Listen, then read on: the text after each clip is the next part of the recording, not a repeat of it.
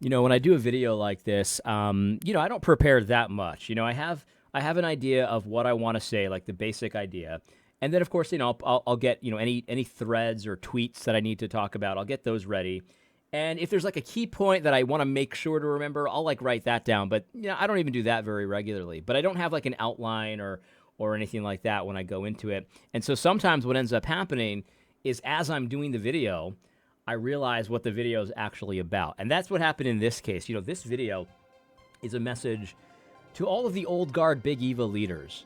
And some of these guys are good guys, and some of these guys I believe are bad actors. They're not trustworthy, and they have no scruples, and they're actually trying to do harm. And I think this is what people are trying to sort out right now. But both types of people, the good guys and the bad guys, they need to recognize the transition that's happened over the last few years. And it's very difficult to face this, but it's true. Since the pandemic and since the Summer of Love, all the racial, insanity that's happened, the critical race theory stuff, things have changed. Things that you used to do that used to be really effective and people used to buy it, they're not buying it anymore. We're sick of it. And whether or not you're a good actor or a bad actor, in this video I talk about Andrew T. Walker, who I consider a good actor, and then also Brent Leatherwood, who in my opinion is a villain. He doesn't work for the right team, and I talk a little bit more about that in this video. But regardless of who you are, a good guy or a bad guy, you need to come to terms with the fact that the good faith debate style, where it's like the progressive gets to go and run roughshod all over whatever Christians have believed for forever, for millennia, and then the conservative Christian, like the real believer, they have to basically apologize for their positions, and oh, it's so nuanced. Oh, I'm so grateful for you, and I'm not grateful for people that are destroying the church from the inside out, and I don't want to. And we're sick of pretending like we are. We're not grateful for that. We're angry about that, and so. This video is basically a call to you guys, especially the people that are actually believers. Honestly, I don't care what Brent Leatherwood does. I mean, he's on his own as far as I'm concerned. But the thing is, guys like Andrew T. Walker, you need to recognize that everything's changed. The things that you used to do that used to be good in evangelicalism, they're quickly going the way of the dodo. And for me, that's all the better. This good faith debate style, it's garbage. And it's not biblical. It never was. And in peace times, we could get away with doing stupid, worthless stuff like that. But these days, we can't. It's just not good enough. And it's not biblical. We should have never held ourselves to that standard at all. If you believe in what the scripture actually says, don't apologize for it. You can have conviction for it. You don't have to pretend that you're grateful for evildoers. And so that's what this video is about. It's about abandoning the good faith debate style of all of these evangelical leaders that I believe are good people, but they're all mixed up in this old guard sort of standardist mode of operation. You got to get rid of it. It's no good. It's led to all this poisoning of the Church of God, and God's not going to put up with it very much longer. So I want you to recognize how things have changed, and this video is all about that. I hope you find it helpful. God bless. One thing I forgot to mention in my video yesterday about the kerfuffle, I'm not using that word. I refuse to use that word. Yeah, I don't use words like that. Why did I say that? I hate that word. In any case, who am I trying to impress? That's the thing. Who am I trying to impress by using that ridiculous word? I hate that word. Every time I read it, I think to myself, why did that person choose that word over other words he could have easily, chosen? Yeah, I'm sorry about that. As you, the viewer, you deserve better. You deserve better than the word kerfuffle. Kerfuffle? Kerfluffle? I don't even know how to pronounce it. In any case, the debate, the conversation, the interaction, the disagreement between Canon Plus and Al Mohler. One thing I forgot to mention was this ridiculous tweet from Michael F. Bird. This guy's a Muppet. I mean, honestly, Michael Bird is a Muppet. He's a cartoon character. This is the guy that decided to talk with a pagan comedian about the Lord of Glory and whether or not he had erections and stuff like that. And even the comedian was like, "This is distasteful. What is wrong with you? Trying to be cool, right?" That's what Michael Bird is. He's a nerd that's trying to be cool all the time. But anyway, so he responds to Al Mohler's ridiculously slimy tweet that we discussed yesterday, and he says, "Al, I did think Canon Press was beneath you. So glad to hear this. if I may politely suggest ditching Christian nationalism and embracing something like confident pluralism, a la Tim Keller. So he wants everyone to be every Christian in politics to be a confident pluralist. And so, of course, I riffed on that. Therefore, go and make confident pluralists of all nations, taxing them in the name of diversity, equity, and inclusion, teaching them to get along with everyone at all costs. That is not what the Great Commission says, of course. The Great Commission commands us, and also, in my opinion, guarantees that we will disciple the nations. Do you know what that means? Like, to disciple the nations, to teach the nations to observe everything that Christ commands. And again, I think this is not only a command, this is something that we need to do. But I think when Jesus says, go therefore, and then at the end he says, and lo, I will be with you to the end of the age, I think God's putting that seal that the disciples, the nations will be discipled. And I think some people, they read this and they're like, well, a handful of people here and there will be discipled. I don't think that's what it's saying at all. I really don't think so. I think this verse and also the witness of the rest of the text shows us that the nations will be discipled. And Christ will have dominion over all of this. And the Bible is crystal clear on how that happens. And so I just wanted to talk about this whole idea of the Christian engaged with politics, because this is an issue that we're encountering as Christian nationalism gets a little bit more traction and all of that. We're having people that are good people that are pushing back against it, and I want to respond to some of those people in this video. Yeah, that's right. That's right. So here is Andrew T. Walker. And Andrew T. Walker is, I'm going to be completely honest about my opinion on Andrew T. Walker. Andrew T. Walker is in Big Eva. He is. He's a Big Eva representative. He's in all the key situations. He's a leader in the SBC. He's a professor at, I believe, Southern Seminary. He writes for Gospel Coalition. He's an author. So, I mean, he checks all the boxes. He's a Big Eva representative. There's just no question about it. That being said, and yeah, I am throwing shade by saying that. I mean, honestly, at this point, I want people to come out of her. You know what I mean? Big Eva is a sick puppy. It's a machine that is just, in my opinion, it is deathly sick, and people need to come out of that machine. But that's just my opinion. I don't think everyone needs to listen. No one's held to my standard, obviously. But some people that I think are still in Big Eva, and they're still kind of in those circles and all of that, they're starting to fight back against a lot of the excesses of the progressives that have really poisoned and subverted evangelicalism, from the core, like from the ground up. There is so much poison in evangelicalism. And I think that some guys are starting to wake up and starting to push back and starting to make moves and strategize. How do we rid ourselves of this progressive nightmare? And for that, I hats off to you on that. I think Andrew T. Walker is one of these people. Now, does that mean that I support everything Andrew T. Walker says or does, or that I think he should remain in Big Eva if he really thinks that there's some issues like that? I don't necessarily agree with that, but hey, I support it, and I want that to be clear. So, two things. Andrew T. Walker is in Big Eva still, and also I think that he is fighting for the side of the angels. He's fighting the good fight, and he's doing a lot of good, in my opinion, in ways that is public, right? And so I think I've done a video about Andrew T. Walker's and some of the stuff that he's been saying and stuff like that. But in any case, I wanted to provide this. I think this is going to be helpful, because I don't think Andrew T. Walker quite gets it. You know what I mean? I don't think he quite gets the transition that we've experienced. And this is something that it's ongoing, but it's also behind us already. This shift has already happened. There's a change of the guard that's already happened, and it's progressively happening more.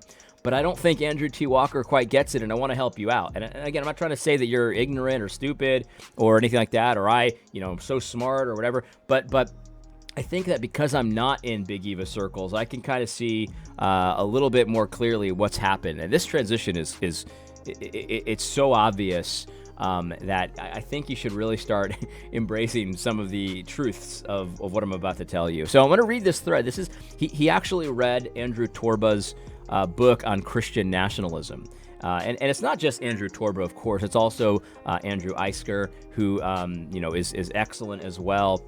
I had a chance to just chat with him briefly on a message board, and he seems like a real solid guy. But in any case, number one, I want to point out that the fact that Andrew T. Walker's even read this book and has decided to comment on it and stuff like that, that is evidence of this transition. Because normally, Big Eva people, they don't even give you the time of day. Like they won't even read your book. Like I got my book, Social Justice Pharisees, got returned to sender by so many of Andrew T. Walker's buddies without even reading it, without even considering it. You know what I mean? It's like, they don't think that peons like us have anything important to say. And that's number one, and evidence that this game has changed, man. Even if the changing of the guard hasn't fully completed yet, the game has changed, and I think Andrew T. Walker's admitting that here, 100%. But he doesn't quite get it, though, because listen to how he starts this thread.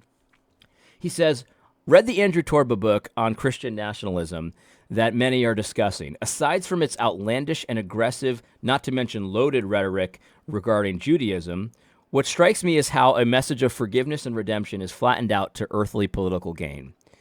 Andrew, just a word of advice. This used to work, I think, in Big Eva circles and evangelicalism, where you say, "Oh, the tone is aggressive and outlandish," and the thing is, though, we've seen this deployed, this kind of strategy. And I'm not saying you've done this, Andrew, but maybe you have. I didn't follow you before.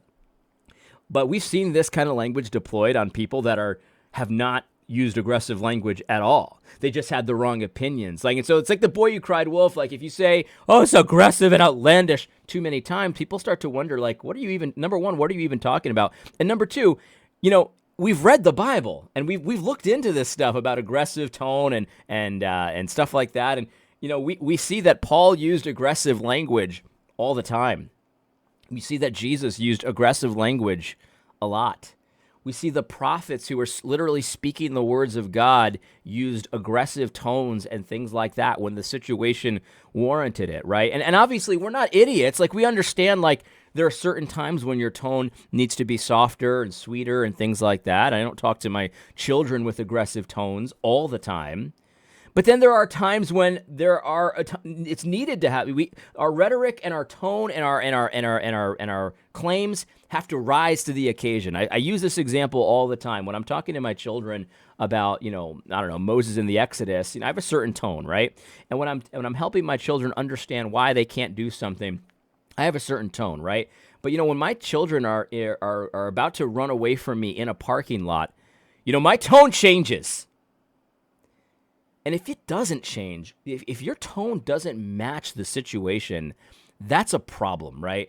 And I think that what we've seen, and this is something that I want to help you understand, Andrew, that people in the pews, we're sick of people using like, "Oh, sorry, kind, softly," like sissy kinds of tone and rhetoric, when the situation is extremely serious. Like we're sick of sissy tones when the government is threatening to fine churches for meeting on Sunday. We're sick of sissy tones when the government is promoting, child gender mutilation and body mutilation and all this kind of stuff, and they're promoting it as if it's a good. Like we're sick of people talking in like this, "Oh, it's not God's best for you." Like we're really sick of that. And so, and Andrew, I'm not accusing you of using those tones. That's not what I'm saying. In fact, I've said the opposite. You've actually not done that recently, which I appreciate completely. But this whole trying to poison the well thing, well, it's just so aggressive and outlandish. Like I think that shows you actually don't fully get the transition that has been made here. We're not falling for that anymore. We're sick of it.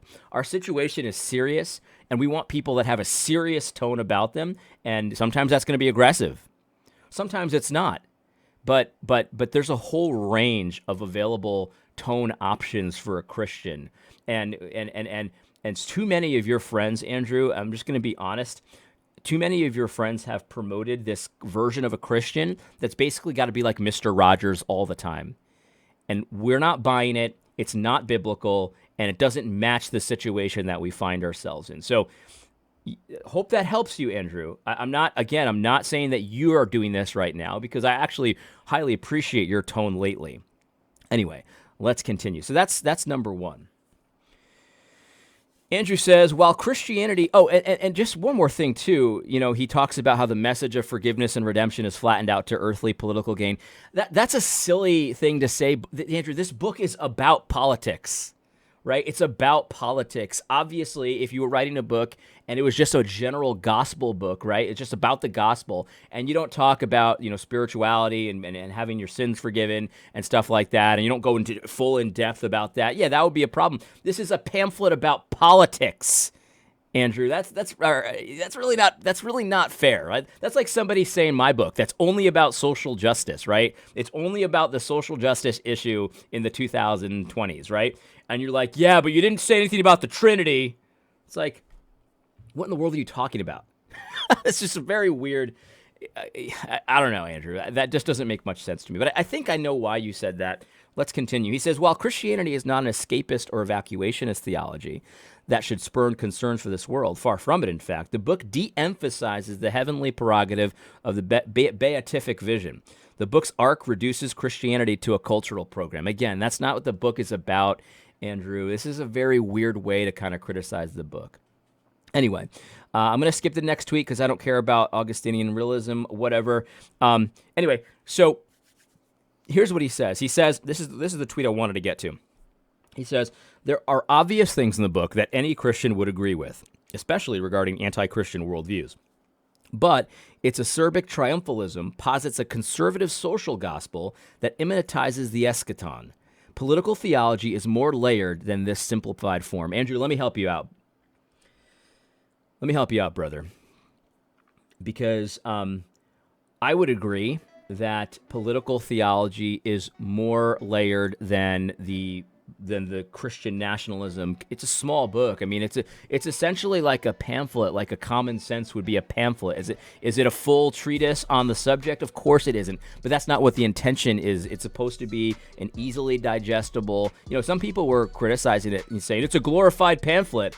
And that criticism didn't make any sense to me. I was like, yeah, that's kind of how I saw it too, but why is that a bad thing?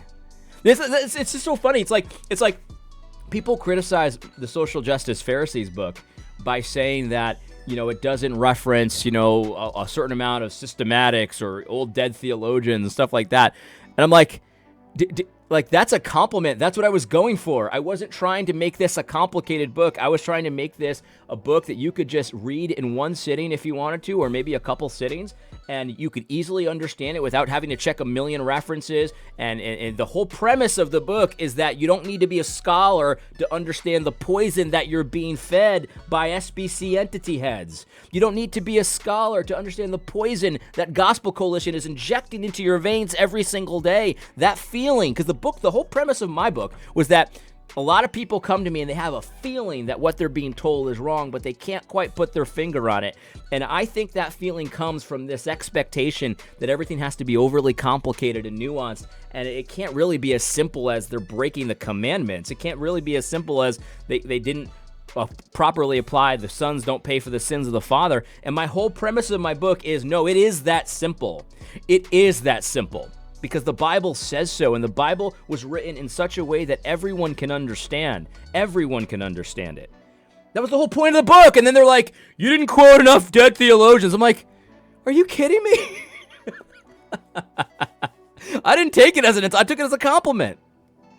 In any case, but here's the thing, Andrew, I want to help you out here because I don't think you get it. I don't think you fully understand. Because here you say, and you use a few big words in this tweet thread, which it kind of shows me you really don't get it. And you say political theology is more layered than this simplified form. Yes, it is slightly more complicated than the Christian nationalism pamphlet promotes, right? The book / pamphlet, whatever you want to call it, an essay, whatever you want to call it.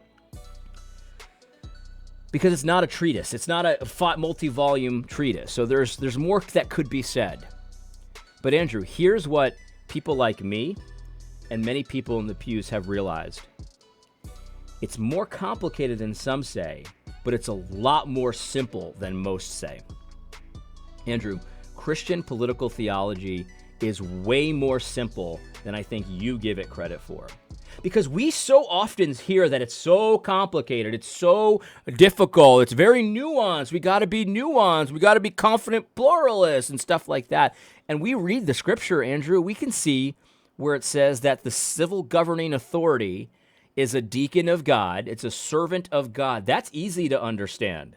That's easy to understand. The civil governing authority is a servant of God, and its existence is to promote what is good and to punish evildoers. And that's easy to understand. That's what the government is for. It's to promote what is good and punish evildoers. That's what the government is for. And so then what we see is that some of your friends, Andrew, and I don't mean to throw this in your face, but I'm going to because this is directly related to what you're saying here. Some of your friends overcomplicate this, and they say, oh, it's nuance. A political theology is nuance. And we're reading Romans 13 and Romans 12. We see how God says, don't avenge yourself. Justice is mine, says the Lord. I will avenge. I will repay. That's what he says in Romans 12. And then in Romans 13, he doesn't leave us hanging. This is not some kind of weird, mystical, spiritual vengeance, although it could mean some of that spiritual type stuff as well. But Romans 12 says, I will repay, I will avenge. And then Romans 13 says, and by the way, the civil governing authority, that's my servant to punish, to be a revenger of evildoers, to punish evildoers, to seek vengeance upon the evildoer. I will avenge. And God says, and here's what I've provided. I provided this civil governing authority to bear the sword. It does not bear that sword in vain, and it will punish evildoers and promote what is good. That sounds pretty simple, Andrew. It sounds really simple. And then when you consider the fact that God gave us this big book of law that understandably, like, listen, the Bible is simple and can be understood, but there is some stuff in the book of the law that is kind of out of context for us, right? Our world is very different than the world that Moses spoke to in the book of Exodus, right? There's different things, there's different nuances, different customs, different traditions. We get that, right? So that's a little bit harder to understand and to apply, and there's a lot of work that needs to be done there, but the basics are very simple. The basics are very simple. It lays out this law that we can apply the moral equity, the general equity of in our own civil government. Because, again, we have to recognize that God said in the New Testament, God said this, that the civil governing authority is to promote what is good and punish evildoers. And so we need to define good and evil according to how God does. According to how God does. And we can see in the civil code, we can see, what were the crimes that they had in Israel, and how do we apply what was a crime back then that was punishable by a certain punishment? How do we bring that into the future? How do we bring that into 2022, right?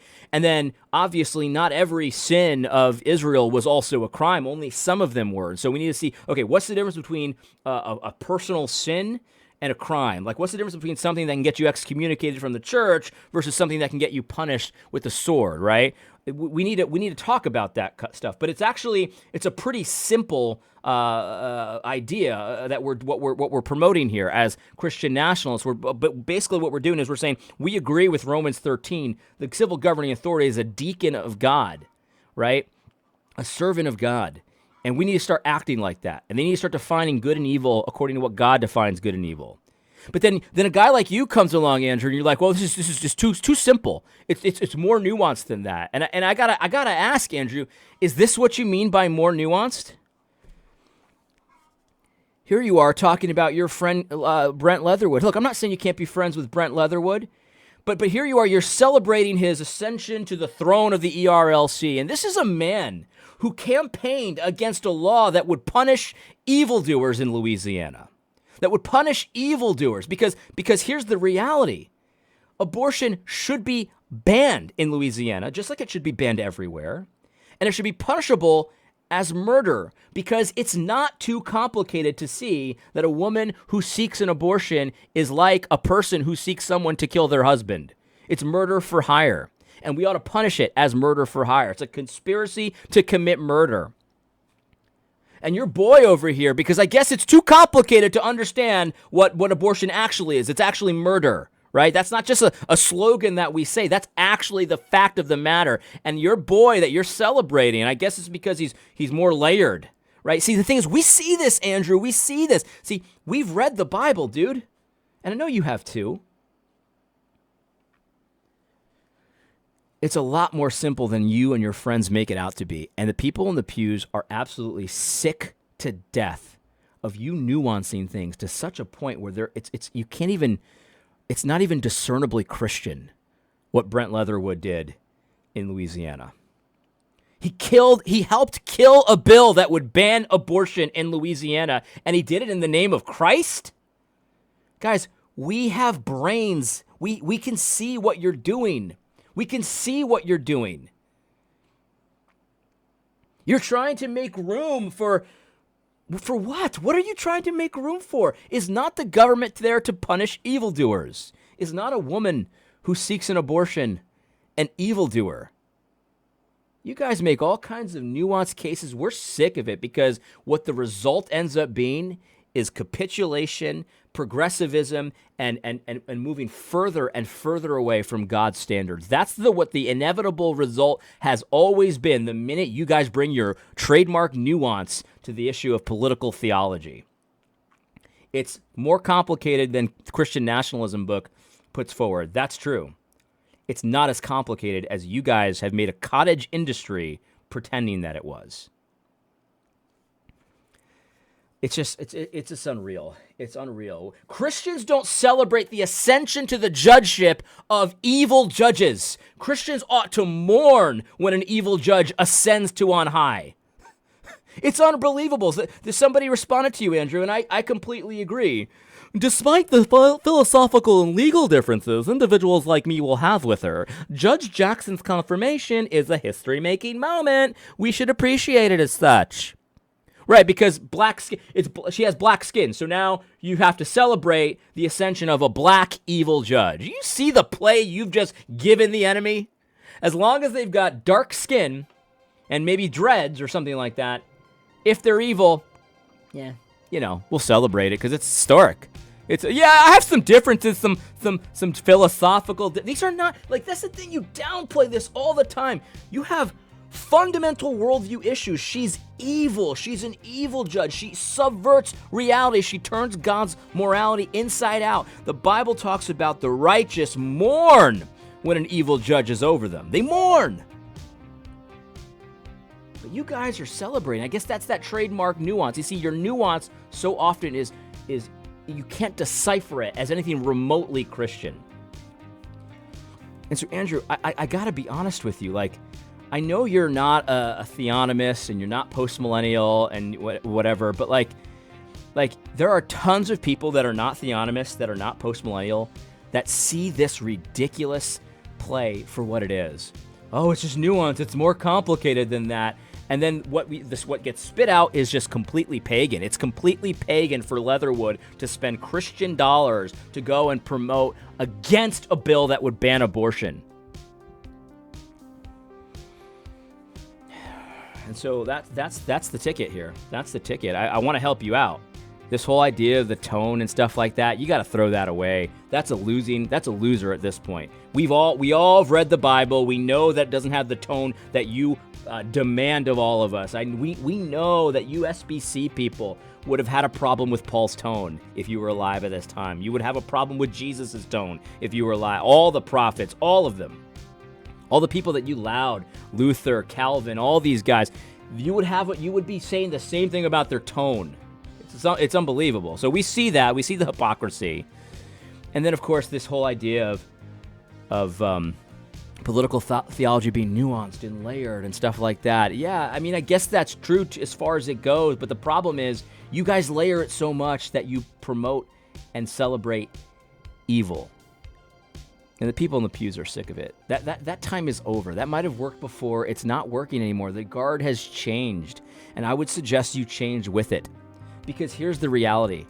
This has never been biblical. This tone stuff and this, it's so complicated. That's never been biblical. Never. And it's still not biblical. So I want to help you out. I want to help you out. This stuff is going the way of the dinosaur. And so, anyway, I hope you found that video helpful. God bless.